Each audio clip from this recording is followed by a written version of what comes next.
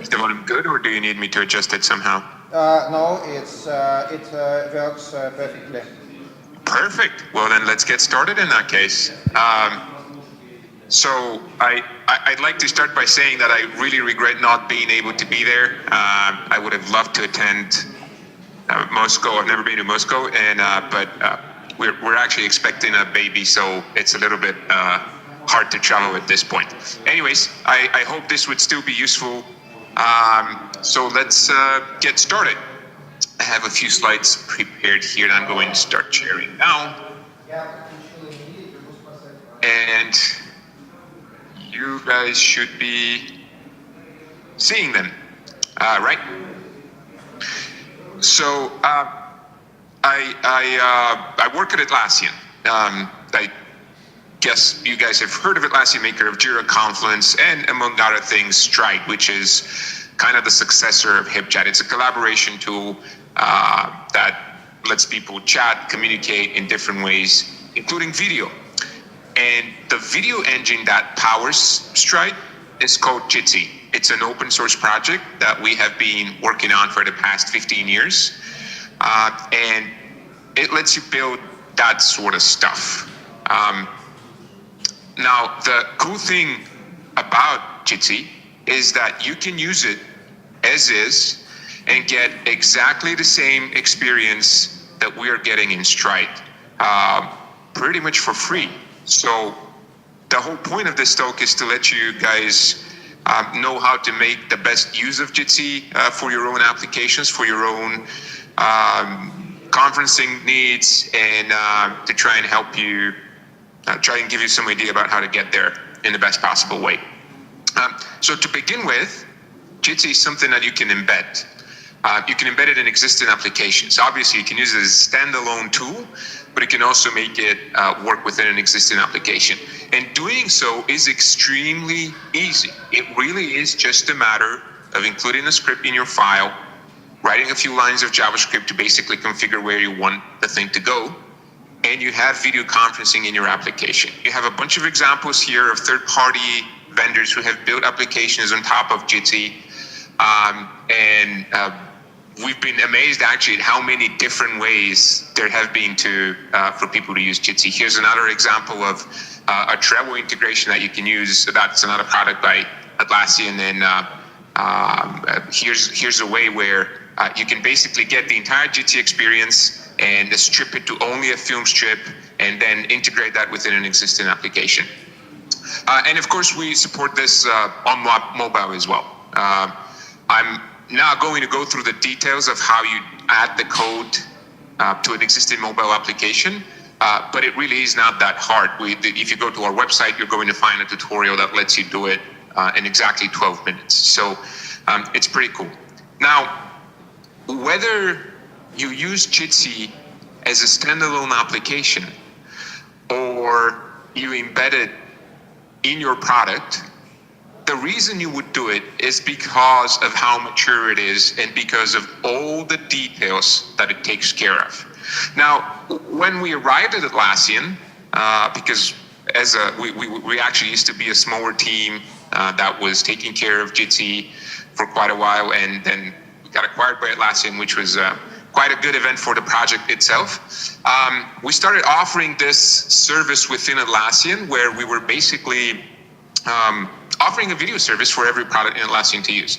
And we started by offering a low-level API, pretty much the same way as any other vendor on the market does it. And then we realized that everyone ended up implementing the same work over and over again, the same repeated effort, and the same wasted time multiple months every time they needed video in their application. And this is because of the details. There's so much to take care of in an existing application. You know, people tell you with WebRTC you can easily add conferencing abilities to your application, which is entirely true, but you still have to take care of all the details. You have to take care of people coming and going, showing notifications to your users, updating their avatars. You have to take care of handling connection events properly, showing notifications of disruptions. You have to take care of showing them statistics about their call, indications about whether or not they're doing HD. You have to give them options to kick people out, mute people remotely, show them statistics about exactly how their connection is doing, which is helpful in debugging situations like the one that we had just now in the beginning of this call. And all in all, there's really plenty of stuff that you have to take care of. And all of that you get for free if you use Jitsi, either as a standalone application or embedded in your own project. Now, obviously, all of this goes way beyond just the visual aspect. One feature that we recently added to Jitsi is what we call peer-to-peer for one-to-one. And this is something really cool. We actually saw it happen here while we were doing the test. And let me tell you a little bit about that, because it's really nice. To begin with, at the core of Jitsi, we have this video router called Jitsi Video Bridge, which is also known as a selective forwarding unit, an SFU. I would expect most of you to be familiar with an SFU, but in essence, it plays the same role as an MCU, as a conferencing mixer, except that rather than mixing content and generating one single image that it then sends everyone, it just relays packets, which makes it significantly more performant and able to handle a larger load of conferences. Now, originally, it used to be that we were using Jitsi for all conversations, Jitsi Video Bridge for all conversations that you did with Jitsi. Regardless of how many people there were, we would always route them through the bridge, which also included one-to-one conversations. Well, that is suboptimal because you don't really need to be wasting infrastructure resources for a one-to-one conversation that can be connected directly. So we made it possible to start a one-to-one conversation, and let me see here. For example, on this,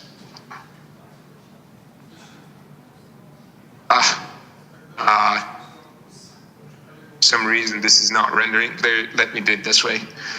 We see here, for example, Damien and myself in a conversation, in a one-to-one conversation. Then I go in the statistics and you can see the peer-to-peer label that shows that we're connected directly. Now, obviously, the whole reason of using Jitsi Meet is because you want to support beyond one-to-one conversations. So what would happen if a third party joined this conference? And this is really the cool part of this peer-to-peer for one-to-one feature. Here, Yana joins us, and Jitsi Video Bridge entirely seamlessly switches to a bridge-driven conference where you see the peer-to-peer label is gone from the bottom right corner. And now, again, if Yana leaves the conference, which happens here, you would see the conversation staying on the bridge for a little bit. You can still see the peer-to-peer label at is missing at the side, and then in a second there, it will appear again. The connection got connected again directly between the two participants. So all of this lets you know that first you have the best possible quality between the two parties, because when you have a decoder and an encoder controlled directly by the browser rather than an entity in the middle of the network, you can obviously fine-tune things much better for your network conditions. Also, you're obviously you're saving your infrastructure for the multi-party conferences. This is important because in general, peer-to-peer, one-to-one conversations would always constitute at least 60% of all the conversations on a given network. So it's good to be able to get them off of your infrastructure, regardless of whether you're doing it for a small company of 10 people or a big service with hundreds of thousands of daily active users. Now, speaking of encoders and decoders, another feature that we're really happy with in Jitsi Video Bridges is the way we handle congestion control. That's another detail that we take care of and that we think is very important. Now, the basics of congestion control are really quite simple. When you're streaming video between two parties, you want to know when things aren't going well. You want to be able to receive an indication from your remote party that tells you, hey, I'm not getting good quality, you need to do something about it. And then the sender would adapt and send less something that could fit the connection capacity in between the two participants and allow you to have a constructive conversation. Now, the way this works is pretty neat.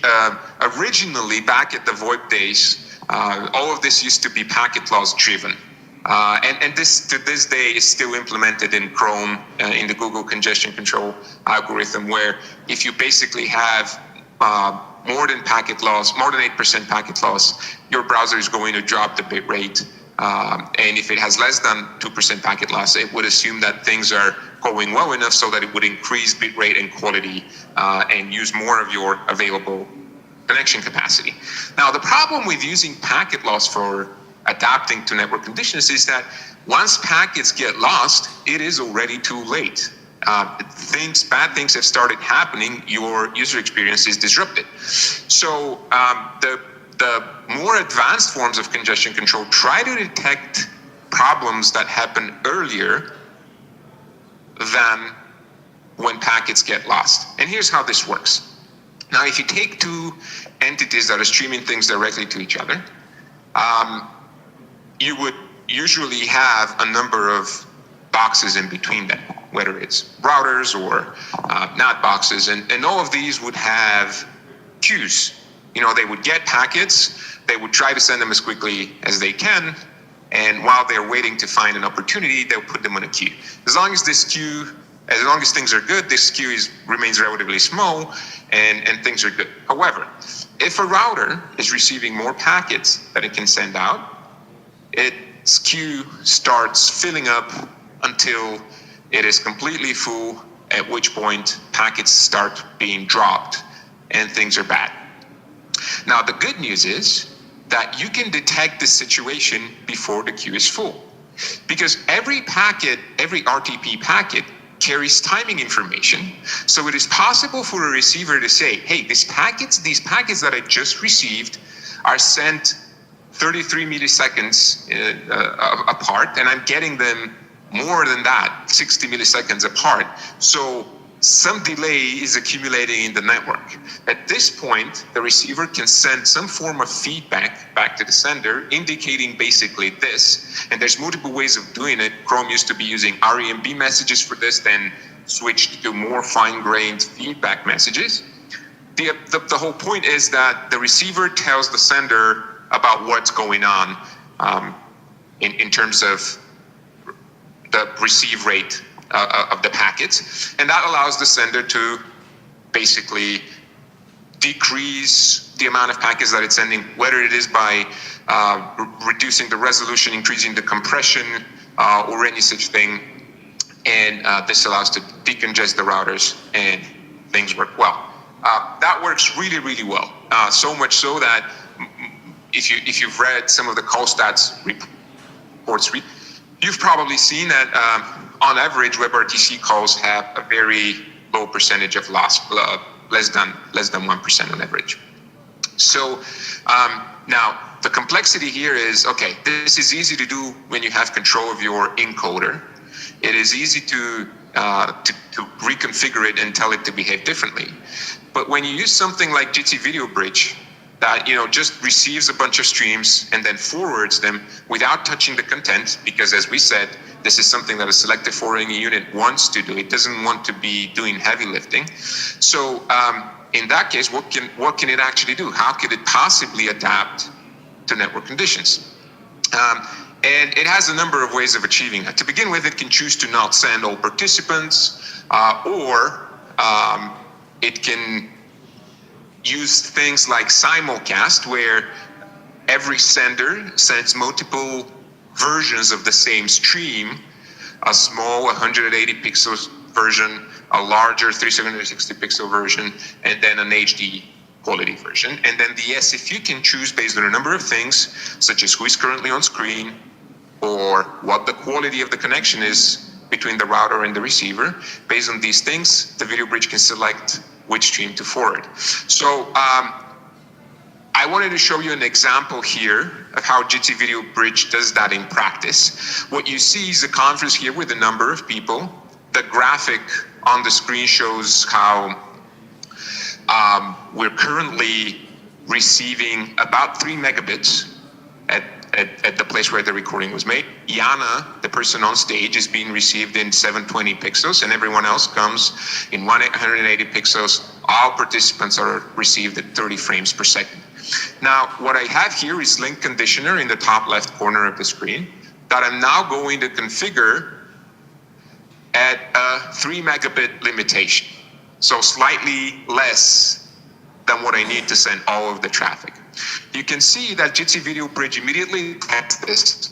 So to be clear, using link conditioner does not tell anything to the video bridge. It just limits the available incoming bandwidth. So Jitsi Video Bridge immediately detects this based on the REMBs that come out of Chrome, and it adjusts the bit rate by dropping the resolution for Jana for 360p. You can see that in the video, I hope, but if not, you'll have to take my word for it.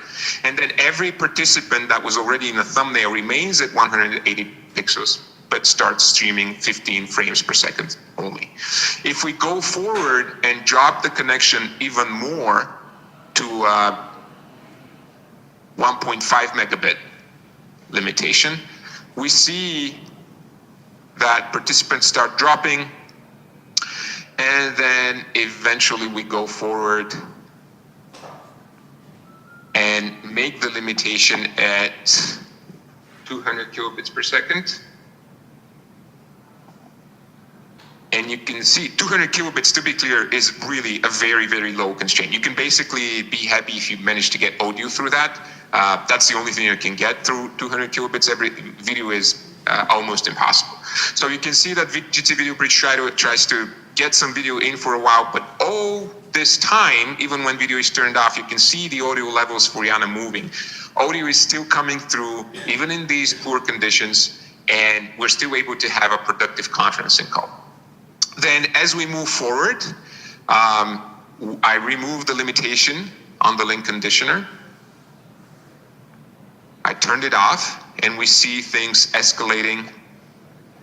Jana is back to 360p, and then in the next frame, she goes all the way back up to 720p, and all the participants are back connected at 30 frames per second. So this is pretty cool. Now, we started a little bit late, and I think we're right about out of time at this point. So I'm going to skip through most of what I had here and talk a little bit about how you can use all this. So to begin, you can go and try it out on Jitsi. You don't even need an account. Just go and use a conference and see what you're getting. This is a free service. It's experimental, so you cannot use it in production, but it is great to prototype using our iframe API that I showed you in the beginning, or just for your daily calls. If you want to deploy this yourselves, there's nothing easier. Just go here, jitsi.org/quick-install-qi, and run 3 commands. You just need to add the repository to Debian, run apt-get update, install Jitsi Meet, and you are in business. You have a working Jitsi Meet version. Now, if you need to go a little bit further, deploy this in production, you would want things like failover, high availability, and this is also relatively easy to achieve. I apologize for speeding through all this, but I really want to give you just a rough idea of how things work. Now, the simplest way you can do this is just deploy multiple Jitsi Meet instances, and then you front them with a layer, with a cluster of HA proxies. Now, HA proxy, which is a great mature project, has this feature called URL-based hashing, and Jitsi Meet would send in every request a parameter called room that contains your conference name that is going to let you configure. It's going to allow HA proxy to select a backend based on the conference room. So the whole idea is that when you have people, when you have people connecting, coming in at different HA proxies, the URL is going to allow all these HA proxies to send all the participants to the appropriate backend. Now, if one of those backends fail, HA proxy can also be configured to work in a cluster, which you need to do, so that they can signal in between each other and basically tell each other, hey, we have moved this conference to another instance, so instead of going to the default location, you need to go there. You can just do this with a stock HA proxy installation. You don't need to modify anything. Now, what HA proxy also gives you is the ability to drain entire clusters of GT Meet instances, mark them as drain mode, and then deploy a new version. What this means is that any existing conferences will continue functioning on the drained instances, and when new participants come in, they're properly going to go on the same instances, but all new conferences would be sent to the new instances, which is a great way of doing updates. And you can also very easily go back and restore things that you have put in drain mode, and let's say that something goes wrong, you don't really like the new version, it has this new bug that just came out, so you can very easily undrain things and put the new version in drain mode so that you can seamlessly switch between old and new versions. Now, we do this in a little bit more complicated way, where we actually we wanted to even add auto-scaling abilities. So we actually split the GT Meet installation, and we put all the GT video bridges in an auto-scale group on Amazon. If we need resources on the fly, we can add bridges and remove bridges. This is a really neat idea. Now, what we found out in practice, though, is that even big services such as HipChat and Stride and Atlassian actually very rarely need auto-scaling. So that was an interesting discovery, especially when you have something like peer-to-peer for one-to-one, when the majority of your conversations, the one-to-ones, are going to be held directly. You don't really, you can basically live for a long time without having any auto-scaling abilities. Even a service the size of HipChat has very few auto-scaling events every month. So you might as well just run a few extra service all the time and just leave auto-scaling for when you're really down to optimizing the nitty-gritty stuff. And I think at this point, I'm going to cut it. I just wanted to point a couple of extra things. We use, it's important to really know what's going on in your deployment. And we basically, there are two ways you get to achieve that. First, you need to monitor the quality of your existing calls. We use call stats IO for this. And secondly, you need to monitor the health of your shards and your deployments. And there's two ways you need to do this. First of all of the GT infrastructure supports health checks that you can use to connect basically Amazon health checks and have them be replaced by the Amazon auto-scale group rules, so that if something goes down, a new instance will be created. And secondly, you need to have something like a smoke test that regularly connects to your service and tries a conference, tries the main features, checks if everything is right. We use TestRTC for that. So call stats IO and TestRTC are really a couple of very important companions to any production service. And I think at this point, I'm going to cut for questions if there are any. Again, I'm sorry that I had to speed through most of this, but I hope it was still useful. Are there any questions?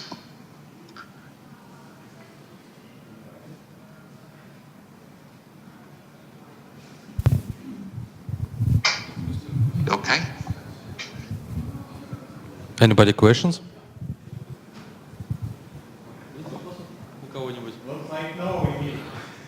Okay, great. Well, hopefully next time I'll be able to attend in person and get some questions in the hallways. In the meantime, if you guys need to ask us anything, just gt.org or GT News on Twitter. We'd be more than happy to help.